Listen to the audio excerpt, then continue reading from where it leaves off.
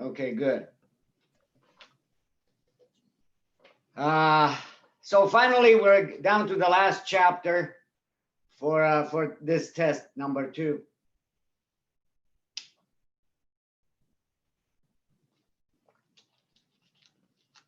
Today we're going to cover chapter 11. So far we've covered chapters 10, then 12, then 13, and now we're moving back to chapter 11. Okay. So basically, chapter 11 is about 2 different schools of thought. So on one hand, we have the classical economics,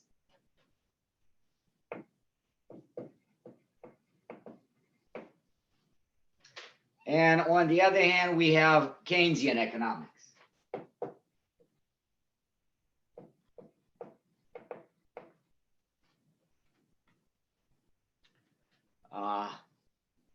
Until Keynesian economics, the prevailing school of thought for economics was the classical one, which was one that was based on the government really has no business in intervening in the economy.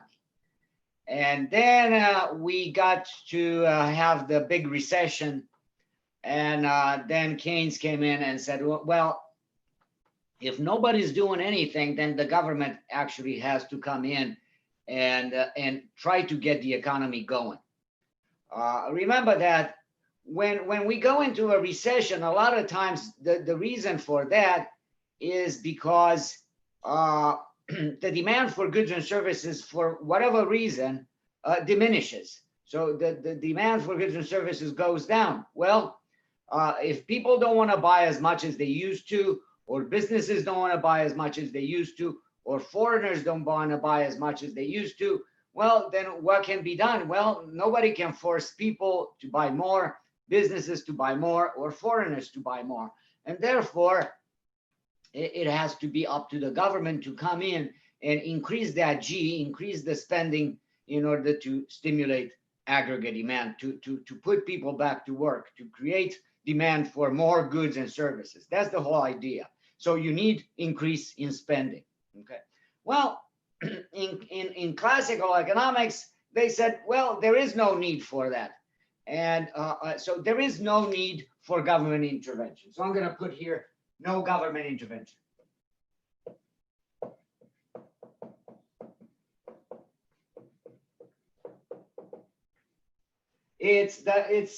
Classical economics is associated with the phrase laissez-faire economics. In other words, laissez-faire is basically let it be in French.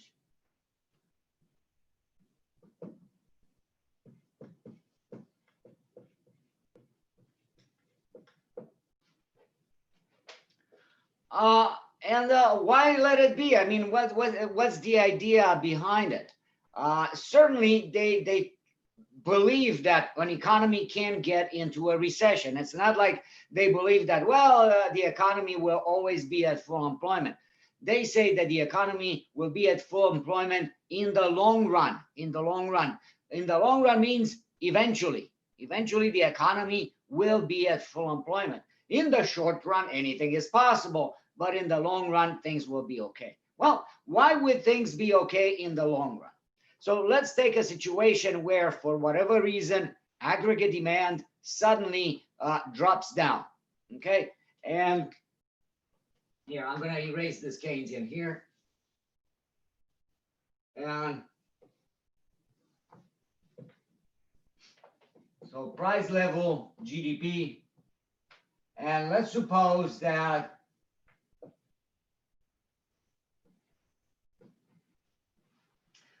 we start out with an economy at full employment. Well, for that, I need to draw also the long run aggregate supply curve. And since I want to be at full employment, the intersection of the short run aggregate supply and aggregate demand, which shows us where actual GDP is, has to be the same as the long run aggregate supply or the full employment GDP. So now you see that this economy is operating at full employment. Okay. And then I said, well, let's suppose that for whatever reason, people decide, well, maybe tough times are coming. They decide to be a little bit more cautious about their spending, and they start spending less. So aggregate demand now shifts to the left. So guess what? Now the intersection of the new aggregate demand and the short run aggregate supply is going to be here. So we have fallen below full employment GDP. So the new economy is operating in a recession. We have unemployment. Okay.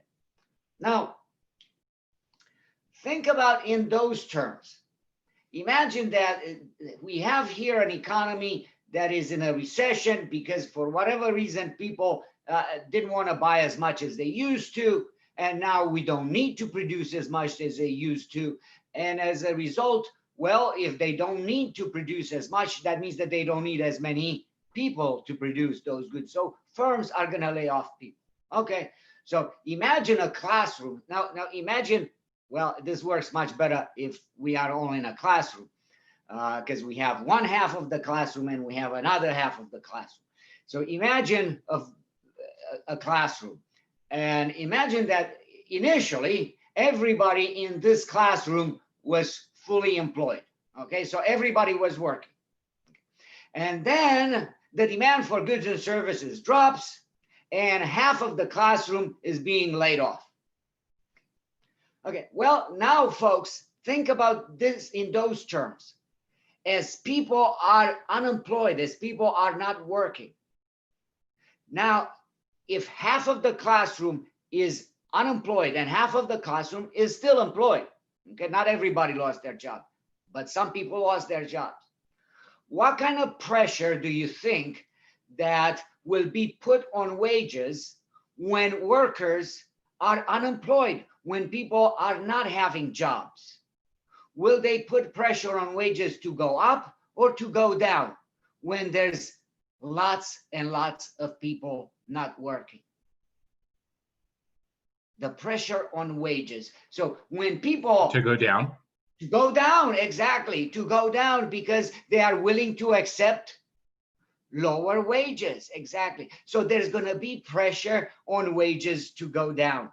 And as wages start adjusting downwards, as wages go down, that means that the costs of production are also going down. And we know that when the costs of production are going down, then the supply curve is going to shift to the right, is going to increase. Firms now have a reason to hire additional workers because the wages are going down. So what's going to happen now? Aggregate supply, the short run aggregate supply is going to start shifting to the right.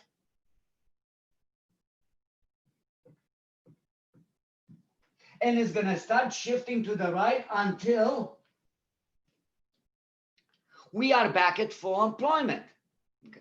Notice that for how long is there going to be pressure on wages to go down? For as long as people are unemployed. As soon as people are no longer unemployed, then there is no more reason for wages to go down. There is no more pressure on wages to go down. When will that happen? When the economy is at full employment. So naturally, by itself, the economy has a tendency of adjusting itself back to full employment by those wages adjusting downwards. Okay, so the fact that we have prices and wages that are fully flexible, that is going to cause the economy to restore itself to full employment. So here in the classical model, we are making another assumption that prices and wages are fully flexible. Prices go down, wages go down. And therefore, if everything adjusts by, let's say, 10%, prices go down 10%, wages go down 10%, well, there is no reason to hire additional workers or to fire workers. So everything is going to be fine. So we have here that prices and wages are fully flexible.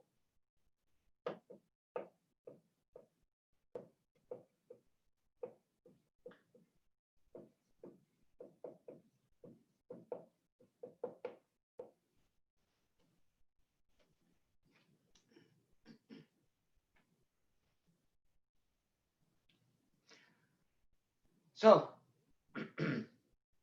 in the classical model, there is absolutely no reason for the government to intervene because the economy has a self-regulating mechanism via those fully flexible prices and wages to adjust itself back to full employment. So the faster this process, the faster the economy will adjust to full employment. Okay. Then the question is, well, the Great Depression happened. And with the Great Depression, this adjustment wasn't happening. Wages were not adjusting downwards, and therefore there was no reason for firms to start hiring additional people. So the unemployed were remaining unemployed. Wages were not going down.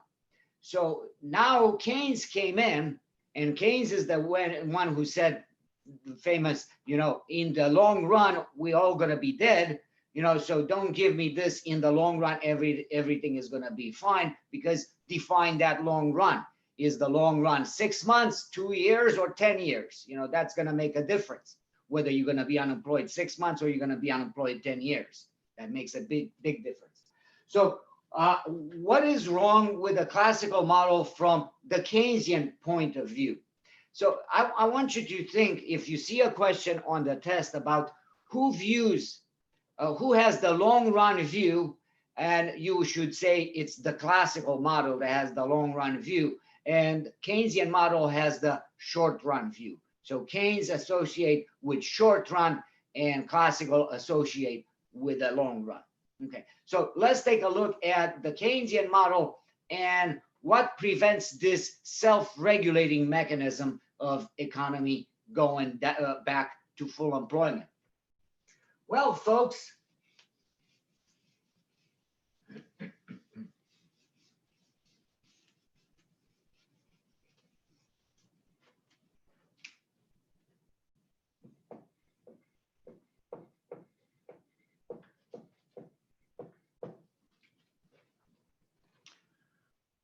obviously, the most important characteristic of Keynesian economics is that they urge for government intervention if the economy is in a recession. So unlike the laissez-faire economics here, we have government intervention. They want government intervention.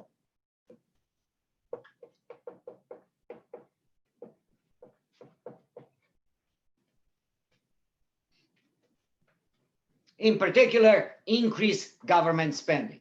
So if the economy falls into a recession, then it's up to the government to step in and pump in money to create new demand for goods and services, because putting people to work, it not only puts those people to work, but it creates new income, which creates more consumption, which in turn creates more people to be put to work, and more income and more consumption. So it gets this ball rolling, and it gets bigger and bigger and bigger. So the initial impact of government spending is going to translate into a bigger impact on the economy. Okay, now,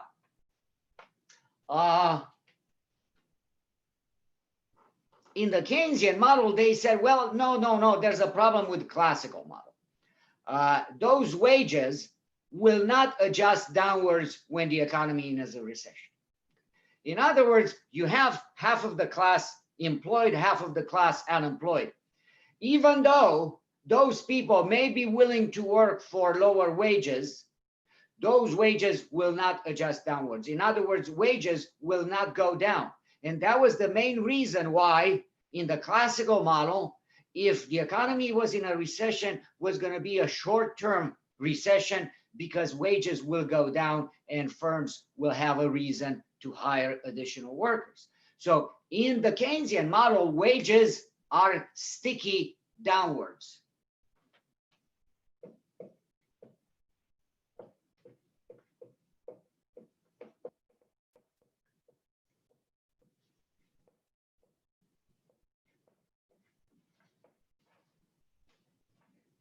They will not adjust downwards. They will not go down. Why not? And in the Keynesian model, now we have to remember that we're talking about a time from the 1930s now.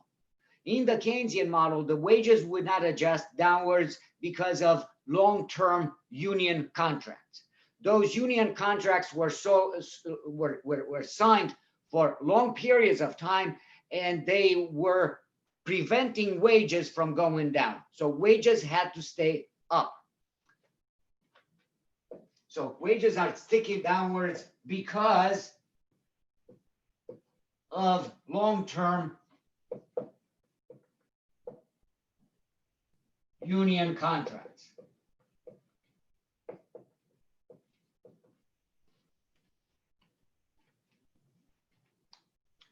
And therefore, if those wages are not going down, then there's no reason for firms to hire additional workers. And therefore, the only way that we can get out of it is if the government steps in and creates more demand for goods and services. That increase in demand for goods and services is going to get firms to hire additional workers because they need to produce more.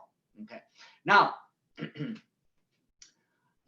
we're talking about 1930s. Now, if we're going to this century, so we're looking at almost 100 years later, we're going to notice that, well, the situation with unions is not what it used to be in those times. Okay. When do you think that unions were more prevalent and more powerful? In the 30s or today? Any ideas? In the 30s. In the 30s, you're absolutely right. You're absolutely right. Usually in a classroom where we have 45 people, I ask anybody here a member of a union, and I usually get maybe one person, and I also raise my hand. I'm also a member of the union.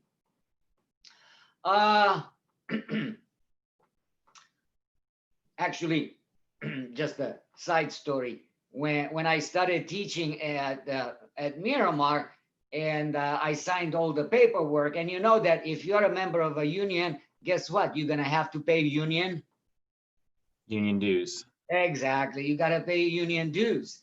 So I asked my department chair, at that time was a lady by the name of Helen Webb, very nice person. I said, Helen, do I have to join the union? Because if I don't join the union, then I don't pay the union dues. I save a little bit of money. And she said, Otto, you might as well join the union, because whether you join the union or not, they're going to take the dues from you. Okay. So you're paying it, you might as well join it,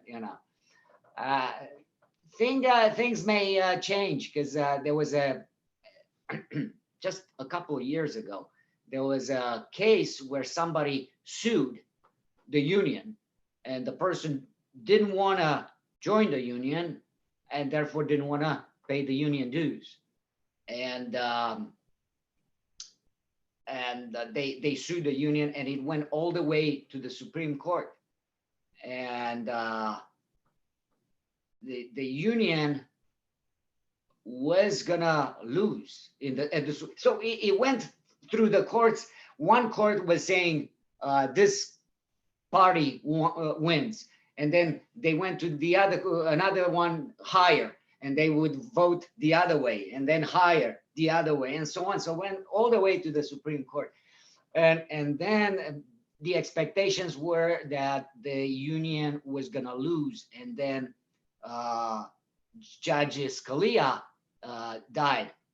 And then because Scalia died, then there were only 8. So they expected them, the vote was going to be 4-4. So therefore the previous court's ruling was going to stay. but then a new judge was selected, and the union lost. So basically nowadays, yeah, you can refuse to not pay the dues if you don't want to be a member. Anyway, that was a long story.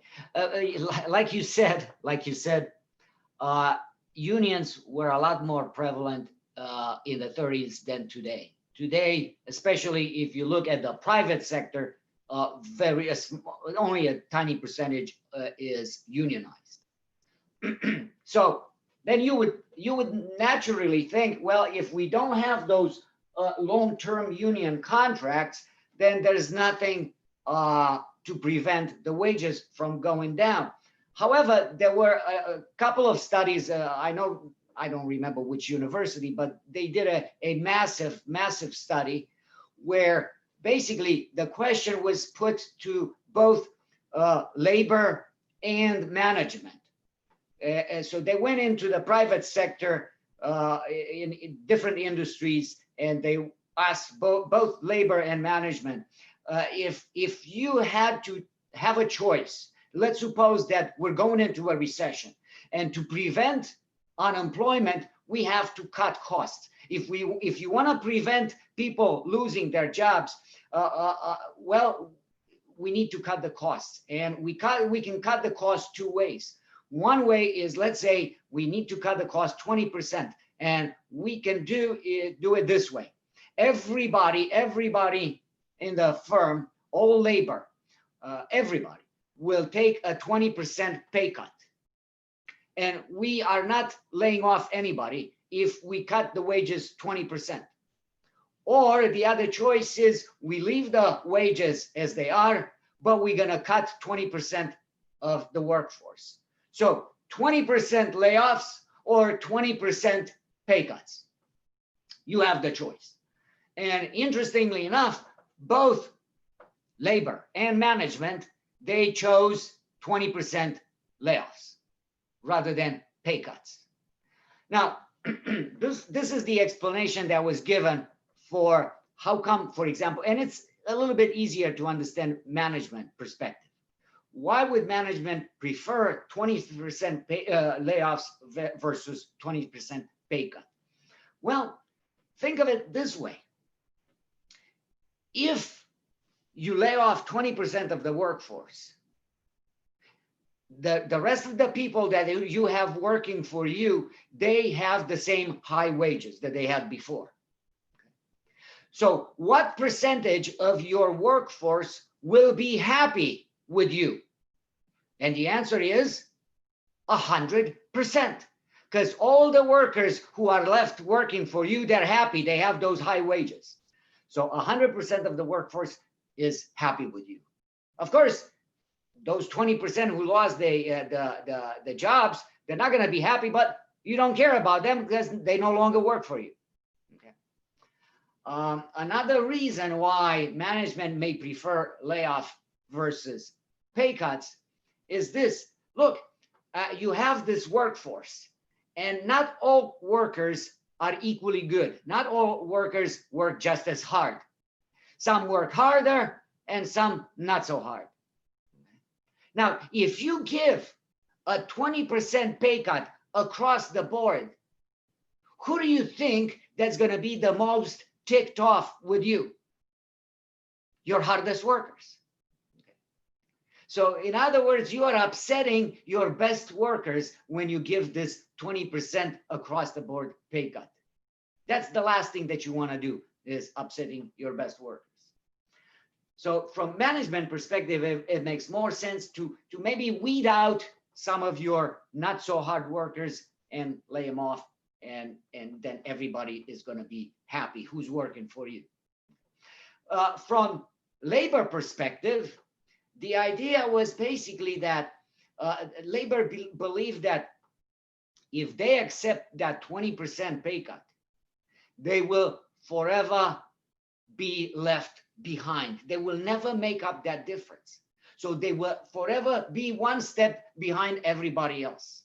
So if you have this layoff, eventually those people will find jobs at the prevailing wages. It may take some time, but eventually they will find jobs. But it's not that we will be forever behind everybody else. So interestingly enough, both management and labor would prefer layoffs versus pay cuts. In other words, this this stickiness is true today, as it was almost 100 years ago. Maybe at that time was because of union contracts, but today is also because of other reasons. People are not willing to take those pay cuts. And therefore, if they're not willing to take those pay cuts, that means that we can end up with long-term unemployment. And if that's the case, then somebody has to step in. And if we don't, as consumers, if we don't start buying more, if businesses, they don't start investing more, if foreigners, they don't start buying more, then somebody has to do it, and that's going to be the government that has to intervene. So that's the idea of Keynesian economics. And basically, it's valid today. And it doesn't matter really if you look at the history how in the past, let's say 40 years. That's at least the history that I am aware of. That I lived under. As an adult. For the past 40 years, it didn't really matter who was what side of the administration was in power. Whether Republican or Democrat. When times were tough, both of them would stimulate the economy via increased spending. So now we call it stimulus packages and stuff like that. But all those stimulus packages is nothing but increase in government spending. I know that I talked probably a long time ago about supply side economics. Supply side economics was, instead of stimulating increased government spending, was stimulating aggregate supply by giving businesses a tax breaks. And that didn't work very well, not so much because the theory is bad, but so much because the economy was coming after a long time of tough times, and businesses decided that, well, if times were tough in the past, then why would things change? So there was no reason for them to invest the money. So they took the money, they said, thank you very much.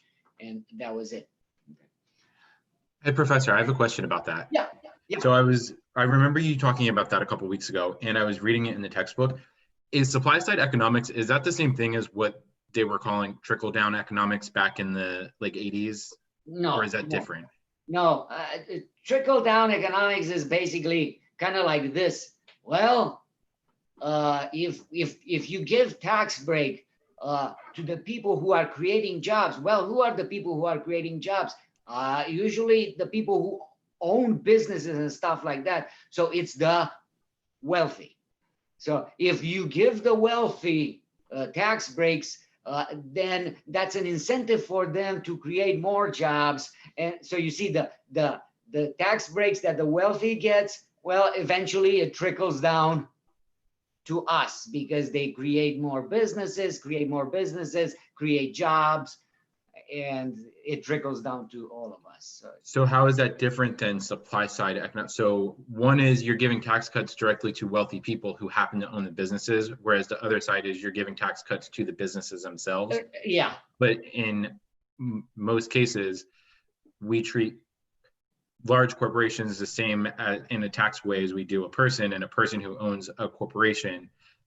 That's why I was wondering if they were similar or if they were related. But they're not. They're kind of different. Yeah, I understand that. You could say, well, if they give tax breaks to businesses, well, since they are owned by wealthy individuals, it's this. But I tend to separate it because I tend to say, well, in one case is a tax break to the wealthy, and the other case is a tax break to a business itself. Yeah. So for me, I separate it. I understand that they interconnect, so Mm-hmm. yeah. Okay, cool. It's it's more of a how you look at it rather than Parsing it apart. exactly. Yeah. Gotcha. Yeah. More art than science, remember. Okay. So let me just make one more thing that in the Keynesian economics, the short run aggregate, the aggregate supply. Let's just think. Let's leave out short run versus long run. The aggregate supply curve in Keynesian economics looks like this.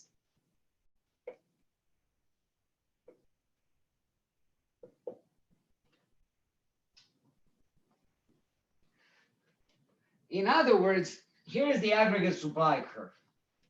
And in other words, any changes in aggregate demand will impact the economy and will not impact the price level. Notice that if aggregate demand increases from AD to AD prime,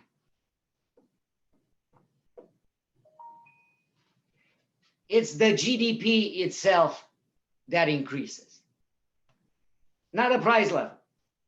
Okay, so this is the aggregate supply curve in the Keynesian model.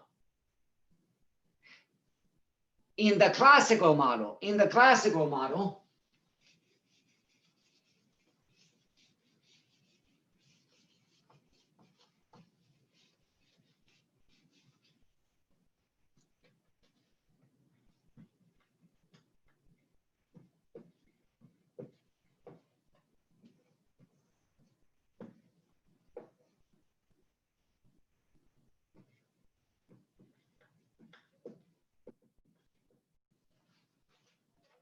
the aggregate supply curve is the long run aggregate supply curve, which is vertical. Well, if it's vertical, then any changes in aggregate demand will not impact GDP, will only impact the price level. So if aggregate demand increases from AD to AD prime, GDP stays the same. It's only the price level that changes. You create inflation. If you decrease it, deflation. So no impact. So there is no reason for government intervention because it's not going to change. Well, obviously this is in the long run, because even in the classical model, you could have a recession, you know. With this graph, I show that it's impossible to have a recession, but obviously there is a recession, but that recession is very short-lived because wages adjust and the economy comes back to full employment. So in the long run, the economy will always be at full employment, and any changes in aggregate demand will not impact GDP. Okay, let me think. Yeah.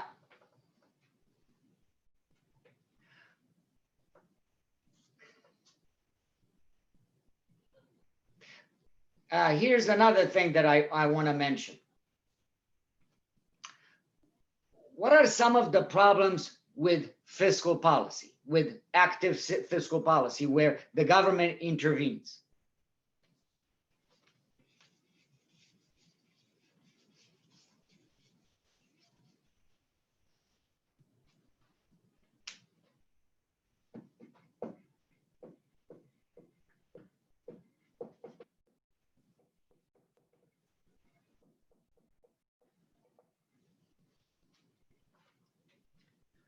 And one major problem with fiscal policy is that it takes a long time for government intervention to actually impact the economy in a meaningful way. You know, see, in other words, you know, between the time that the economy starts going down and the time that a policy, an expansionary fiscal policy actually has an impact on the economy, it takes a bit of time. It doesn't take place instantaneously. How come? Well, let's think about it. There are time lags.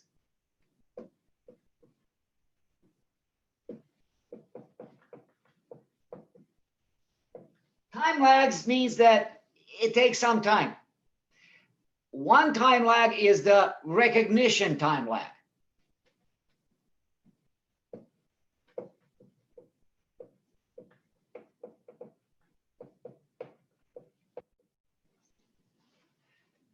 Recognition time lag, think of the time that it takes for people in charge, for Congress people, to realize that we're going into a recession. You know, officially for the economy, for the US economy to be in a recession, the GDP has to go down 2 consecutive quarters. Okay. So let's say that today the GDP is $20 trillion. And then we measure the GDP 3 months from today, and it's 19.5. It went down.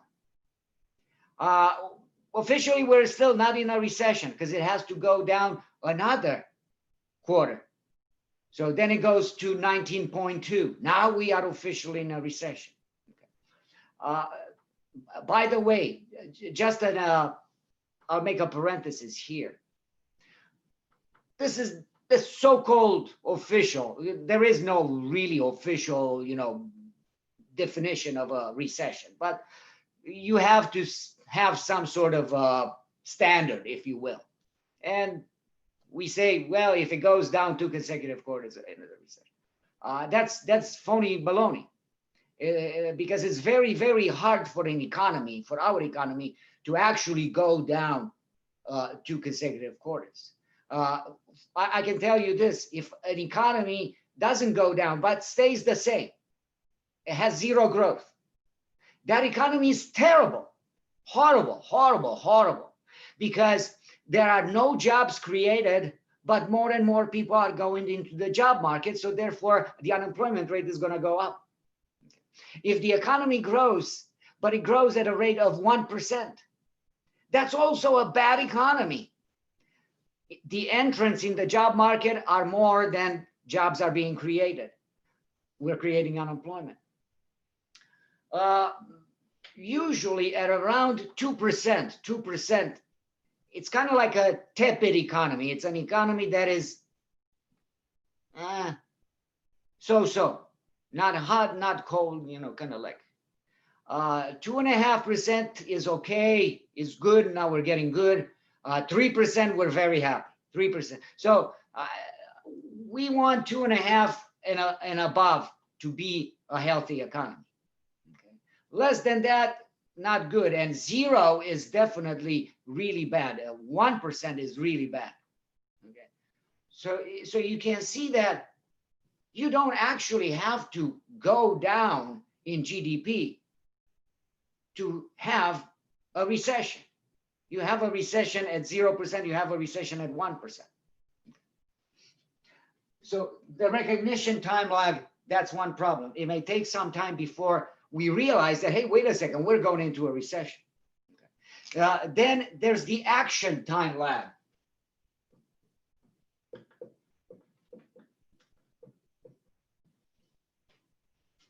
Action time lag, well, we realize that the economy is going into a recession. What are we going to do? One party wants to do this. The other party wants to do that. They have to reach a compromise. Okay, that may take some time. It doesn't happen instantly. They're going to argue back and forth, and probably eventually they're going to get some from one party, some from the other party, and they're going to have a compromise, and hopefully the president signs it. But that's not going to happen overnight. So that may take some time. And the last one is the effect time lag.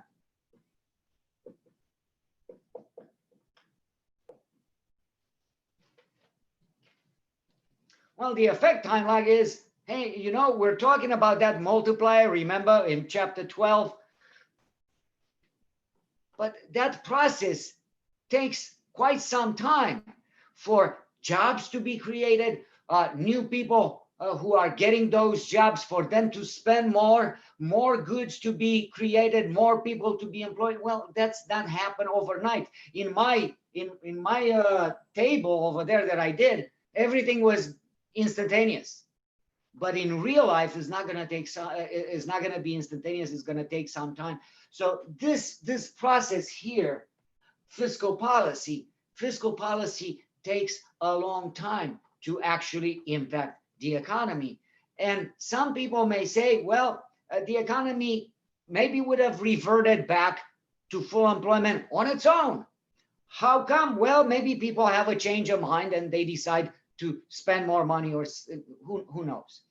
So basically, it's very, very difficult to time fiscal policy. How long is it going to take place?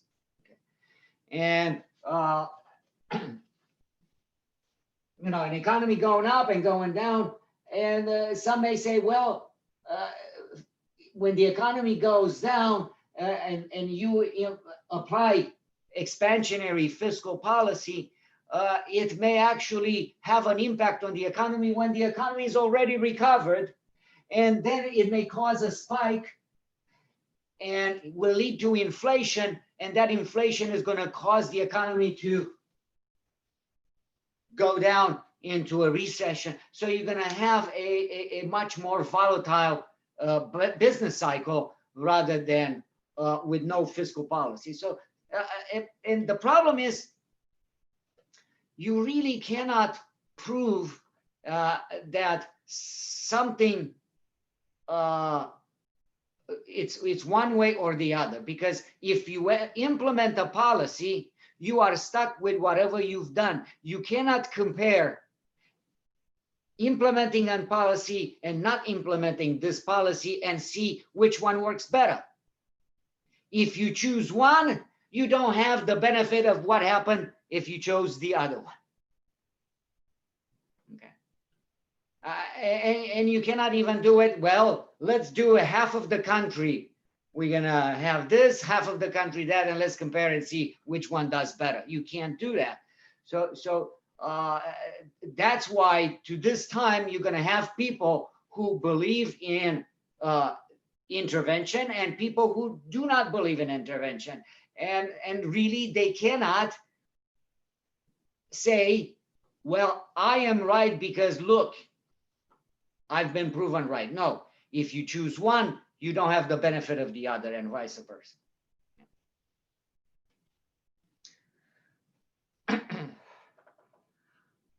All righty, and remember also that a policy that worked a year ago may become an abject failure today. Why? Because we have different variables, different people, different thoughts, different kind of thinking, and therefore you're not going to have the same variables as you have. So at different times, you're going to have different variables, and therefore the same policy may have different outcomes. Okay, well, that's about it for chapter 12. So know those differences between Keynes and classical. One wants government intervention, the other one says, nah, it doesn't have an impact really.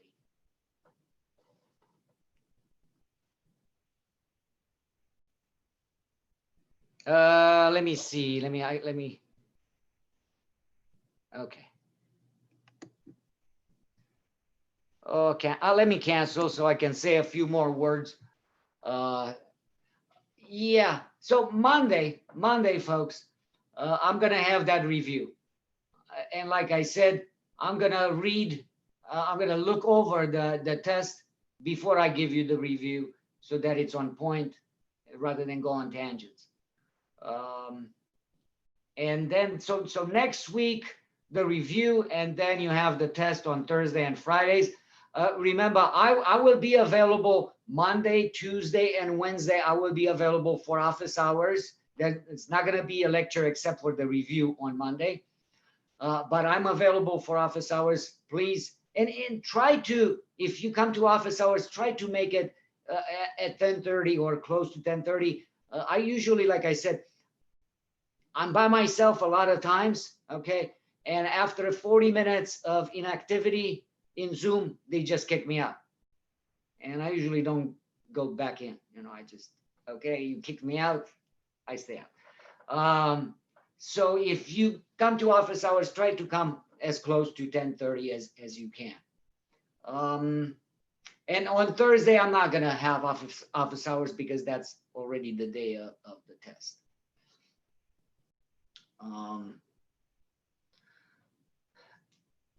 And then if you want to take the makeup exam, that's available the week after. Again, Thursday and Fridays. Again, remember, please, I don't want to get emails regarding that you take the original and then the makeup exam, and Canvas averages your grades. I know that they average your grades. I don't know how to do without it, but I have access to both grades and I take only the higher of the two. So just disregard that average that Canvas gives. I don't know why. Anywho, so that's about it. Let me just shut this off.